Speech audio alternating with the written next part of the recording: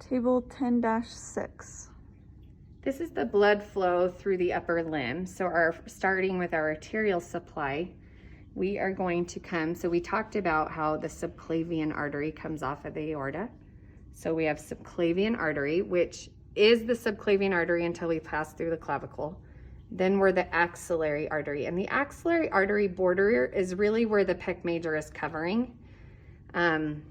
So once we pass the pec major, which would kind of cut across here. Now we're looking at the posterior view. So this is the left side. Right side is missing to show more vein. So we're just gonna do this left side here. But so subclavian, axillary, then we become brachial, which is the major portion of the arm, the upper portion. And then we split down here into radial and ulnar. And assuming this is an anatomical position here, this would be radial artery and ulnar artery. Then we have a few arches here, which the two you need to know is this guy that is facing palm side. This is our superficial palmar arch. And then this guy sandwiched in the middle that is deeper. This is our deep palmar arch right there. Not this one that I'm grabbing, but the one I'm touching right there. That's our deep palmar arch.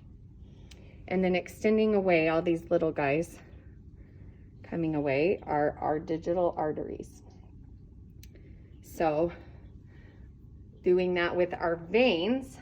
So our veins, I'm gonna go in the same direction just to kind of follow suit here, but I'm gonna flip this around so we can see the vein a little better.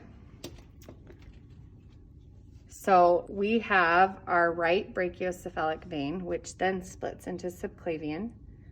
And then we have axillary, brachial, and again, anatomical position would have radial and ulnar. But now the venous drainage, now obviously remember I'm going backwards because venous drainage is going that way, but I just wanted to keep it simple with the artery. So the venous drainage has 3 extra things that we have to know. And actually this one shows you the 4th option, but sometimes we see it a little different. So first of all, we have this vein that takes this lateral route all the way back up into subclavian, which is called our cephalic vein, which makes sense because it's leading up towards the head. And then we have this one that takes the medial path that's gonna go into axillary. This is going to be our basilic vein. And then we have this that meets up in the middle. And this shows 2 portions, so then they are given these names. This portion is called the median basilic vein because it's contributing from the basilic.